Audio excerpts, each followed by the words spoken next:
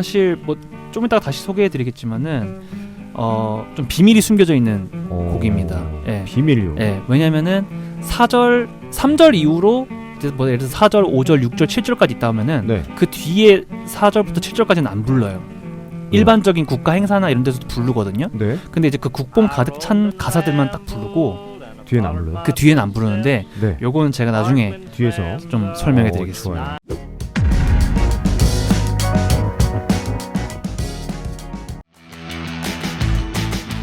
자, 세상의 이슈를 음악으로 이해하고 공감합니다. 이슈앤뮤직, 오늘도 강현민 작곡가와 함께하죠. 작곡가님 안녕하세요. 네, 안녕하십니까. 네, 오늘은 어떤 이야기를 준비하셨습니까? 네, 저희 이 코너 이름이 그 이슈앤뮤직이잖아요. 그렇죠. 그래서 이 코너가 그 지금 이름에서 얘기하듯이 세상의 이슈를 이제 음악을 통해서 이해하고 소통하는 시간인데, 그렇죠. 뭐 요즘에 더 많이 느끼시겠지만 정말 많은 일들이 일어나고 있는 것 같아요. 많은 사건과 많은 사고들이 일어나고 있고 여러 사회적인 문제들이 거기서 이제 대두가 되고 있고 좋은 일도 많지만 또 가슴 아프고 참 답답한 일들도 많죠. 맞아요. 예.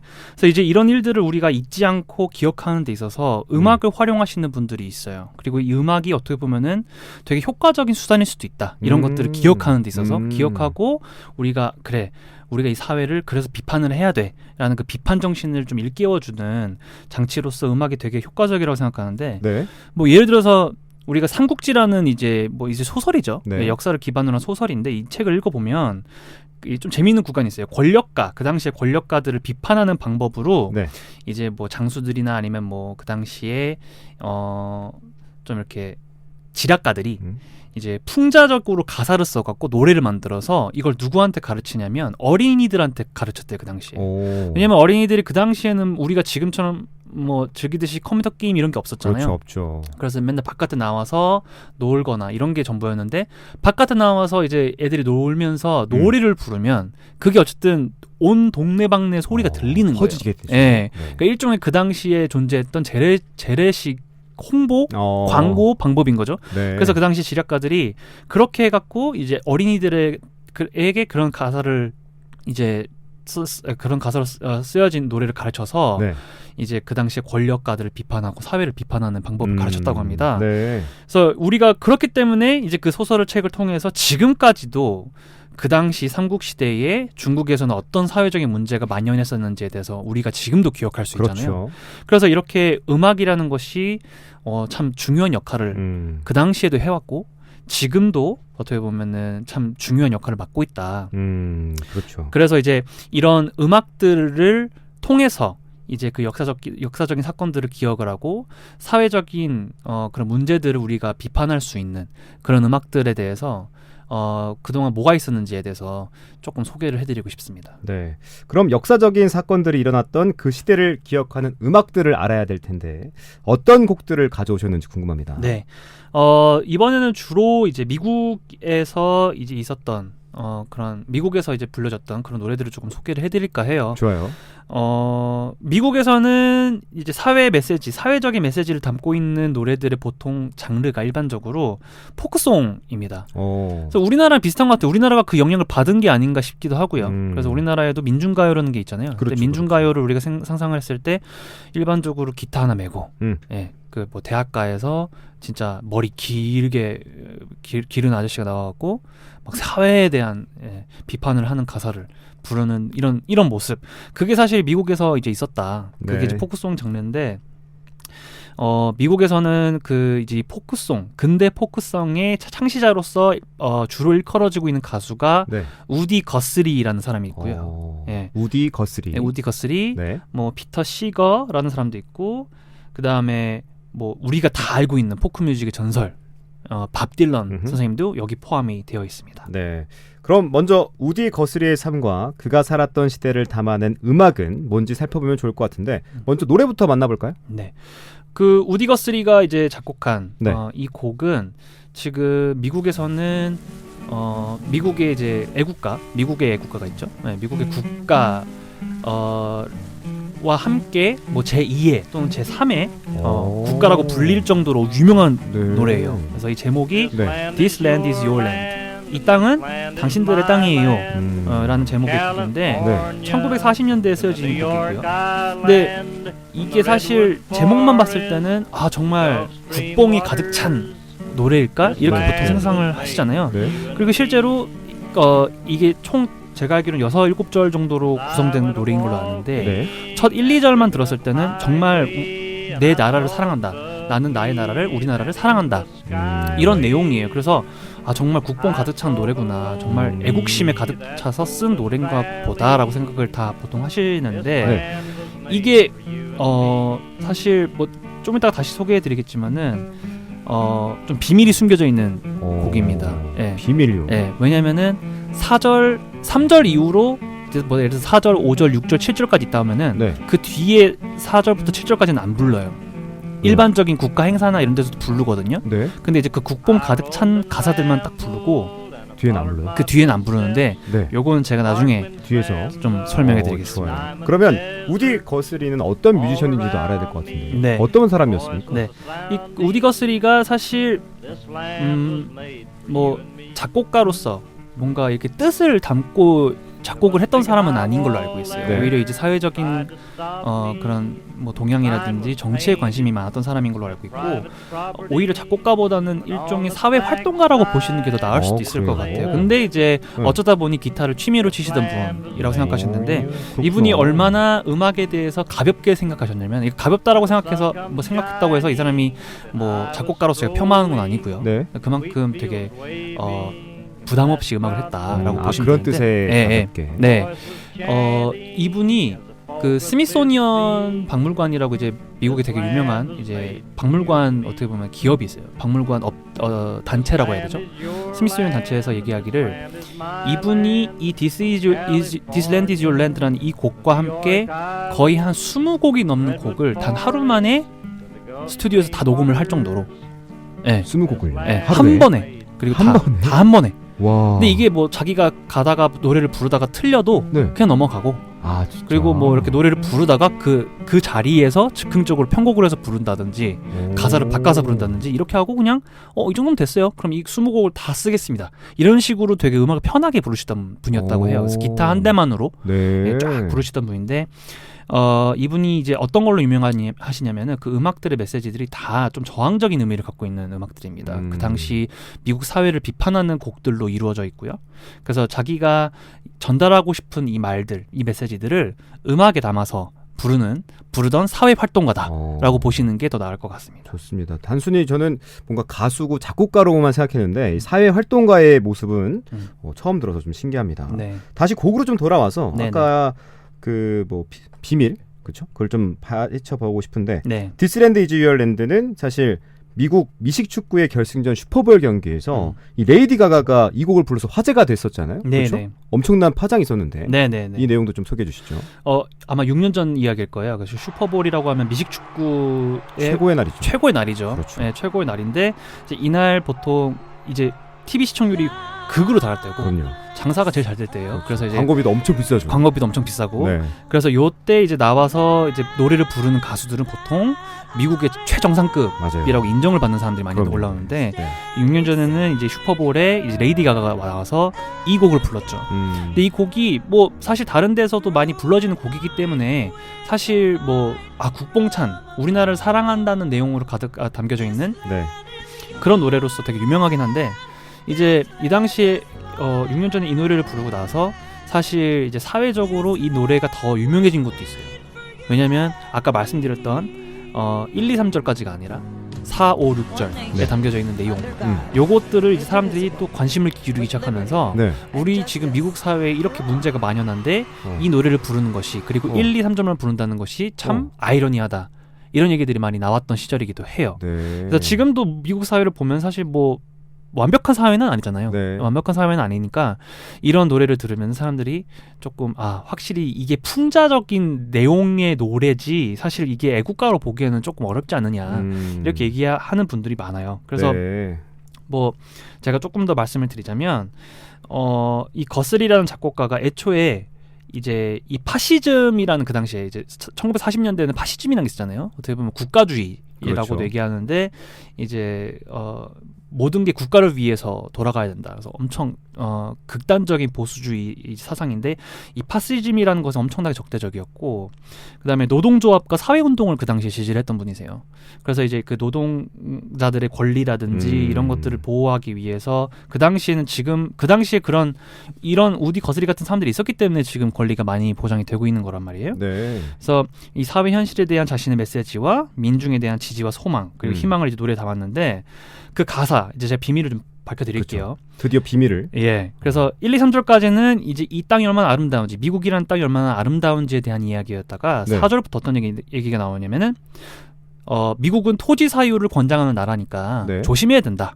네, 이렇게 얘기를 합니다. 그래서 이게 어떤 뜻이냐면 어떻게 가사가 나오냐면은 내가 이 자유로운 땅에서 내 자유를 알고 열심히 길을 걷고 있었는데 내가 어느 표지판에 내 머리를 박았다. 그래서 내가 고개를 들어서 이 표지판에 뭐라고 적혀있는지 봤더니 이 영토는 사유지입니다라고 쓰여져 있는 표지판이었다.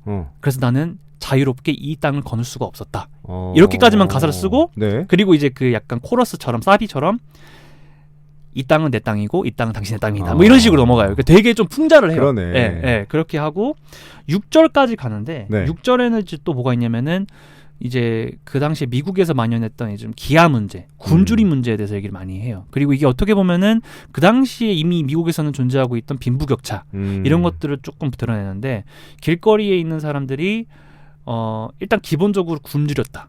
네, 굶주리고 밥을 뭐 며칠간 못 먹는 사람들이 나한테 와서 이렇게 얘기하더라. 이 땅은 내 땅이고 이 땅은 당신의 땅입니다. 이렇게 얘기를 한대요. 그러니까 처음에는 좋았는데 있네. 이게 이제 뭐 MZ세대 용어로 한다면 그라데이션 뭐 분노, 그라데이션 비판이라고 할 수 있을 것 같아요. 네. 처음에는 좀 건전해 보였는데 갑자기 뒤에 가면 갈수록 비판을 하는 거예요. 그렇지. 그러면서 이 땅은 내 땅이고 당신의 땅이다. 그래서 결국에는 의미가 어떻게 바뀌냐면은 아름다운 땅일 수도 있겠지만은 우리가 이 사회를 어떻게 만들어 나가냐에 따라서 정말 천국과 지옥을 오락가락할 수 있는 것이다. 그렇지. 결국에는 너와 내가 잘하자라는 뜻이거든요. 이런 이 가사의 내용이. 그래서 그런 식으로 비판을 하는 그런 내용이 담겨져 있는 노래였다라고 네. 비밀을 밝혀드릴 수 있을 것 같습니다. 그러네요. 듣다 보니까 멋지고 풍요롭다는 미국이 이 당신들만의 땅이 아니라 너와 나, 우리 모두의 땅이라는 가사가 이민자들이 미국에서 어떠한 편견이나 차별을 고스란히 담고 있다. 이런 생각이 듭니다. 네네. 그래서 그 이민자들에 대한 이제 편견이나 차별까지도 담고 있는 게 맞긴 할 거예요. 그러니까 실제로 우디 거스리가 이 노래가 나중에 너무 유명해져서 네. 어떤 장면까지 보게 되냐면 자기의 뭐 어떤 행사가 있었는데 자기한테 자기를 위해서 이제 그 미국인들이 모여갖고 이 노래를 불러준 거예요. 근데 그 미국인 그 불러주겠다고 온 그 미국인 합창단이 다 중국 사람들이었던 거예요. 중국계 미국인이었던 거예요. 그러면서 이제 그걸 보면서 우디 거스리가 이제 활짝 웃었다고 하는데 사실 이제 그것도 조금 논란이 있습니다. 이게 정말로 우디 거스리가 이 중국인들과 그리고 이제 인종적인 다양성에 대해서 인지를 하고 있었기 때문에 웃었던 것인가? 아니면 우디 거스리 그 자신도 인종차별주의자였던 것인가? 예, 이거 좀 논란이 있어요. 예, 그래서 그렇겠다. 예, 그래서 웃었다고 하더라고요. 그래서 거기까지만 저는 말씀드릴 수 있는데, 네. 그래서 이제 이 자기가 그 의도해서 이제 그 이민자들에 대한 이런 고충까지 이게 반영이 된 건지 모르겠습니다만은 이 가사 내용만 들어봤을 때는 아무래도 인종 다양성도 좀 포함을 하고 있는 듯한 느낌은 들어요. 근데 이제 작곡가의 의도는 이제 어땠을지는 모르겠습니다만은 그렇죠. 네. 예, 그런 부분들도 충분히 생각해 볼 수 있을 것 같습니다. 자, 첫 번째로 만나본 곡은요. 우디 거스리의 This Land Is Your Land였고요. 다음 곡 하나만 더 알아보죠. 네, 다음 곡은 이제 정말 우리가 다 잘 알고 좋아하는 포크송의 전설 그렇죠. 밥 딜런입니다. 네. 밥 딜런이 1963년에 작곡한 A Hard Rain's A Gonna Fall이라는 이제 곡을 소개를 해드릴 건데요. 네.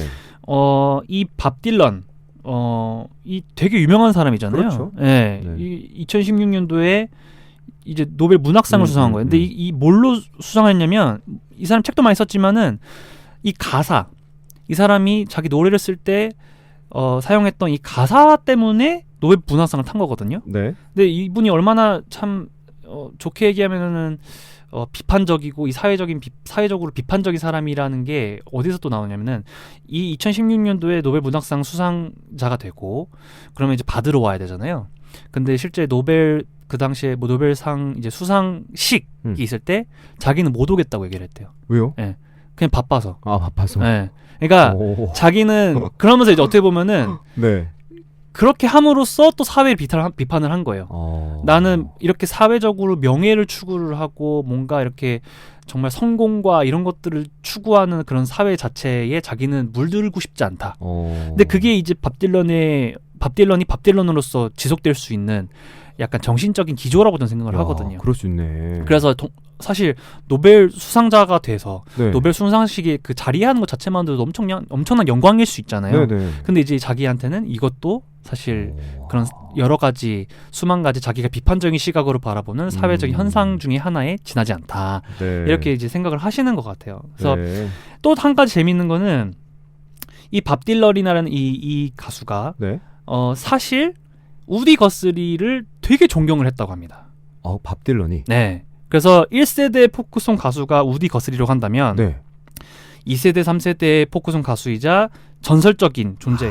그렇게 연결되는구나. 가 이제 밥 딜런. 그래서 이제 그 정신을 좀 계승했다고 보시면 돼요. 실제로 이제 밥 딜런이 이제 우디 거스리에 대한 얘기를 많이 합니다. 그래서 우디 거스리가 실제로 이 사회를 바라보는 창문의 역할을 자기는 했다고 생각을 한다.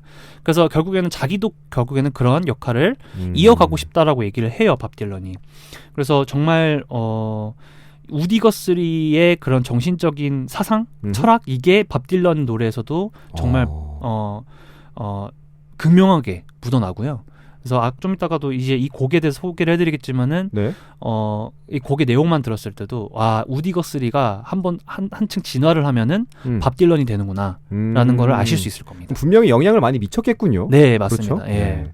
자, 여기까지 좀 알아봤고 두 번째 노래 그 Hard Rain's Gonna Fall은 어떤 노래입니까? 네. 이 곡에 대한 소개도 좀 부탁드리겠습니다. 네, 이 Hard Rain's Gonna Fall 이것도 사실 기타 한 대로 지금 밥 딜런이 쭉 부르는 곡이에요. 네. 그래서 그냥 진짜 전형적인 포크송인데 이 가사가 되게 유명합니다. 이 가사가 어느 정도로 유명하냐면 네.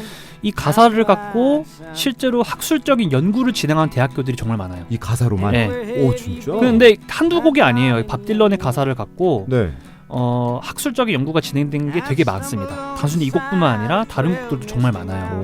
그래서 이제 밥 딜런의 그런 가사, 밥 딜런의 그 가사를 통해서 나오는 밥 딜런의 철학적인 사상, 생각들이 사실 지금 학술적인 연구로서도 되게 큰 유용한, 그래서 철학 쪽에도 되게 큰 영향을 미치고 있다라고 봐도 과언이 아닐 정도로 엄청나게 가사가 깊이가 있고 뜻이 깊습니다. 그래서 이 Hard Rain's Gonna Fall 이게 사실 이제 뭐 세간의 그런 평가에 따르면 이제 어떻게 알려져 있냐면, 원래는 어떻게 알려져 있냐면 그 1960년대에 그때가 딱 언제였냐면은 미국과 소련이 대립하고 있는 냉전 시대였어요. 그 당시가. 그래서 근데 이제 그 냉전 시대가 언제 극치에 다다르냐면 그때 소련이 이제 미사일을 이제 쿠바에다가 보냅니다. 네네네. 근데 그 바로 이제 미국 땅 본토 바로 아래에 있는 자그마한 섬에다가 갖다 놓는 거니까 미국 입장에서 얼마나 큰 안보적인 위협이겠어요. 그렇죠. 그래서 이제 그 쿠바 미사일 위기가 한창일 때였어요, 이 당시가. 그래서 이때 이제 그 쿠바 미사일 위기를 비판하고자 밥 딜런이 쓴 곡이다라고 일반적으로는 알려져 있습니다. 근데 사실 나중에 이제 알게 된 사실인데 네.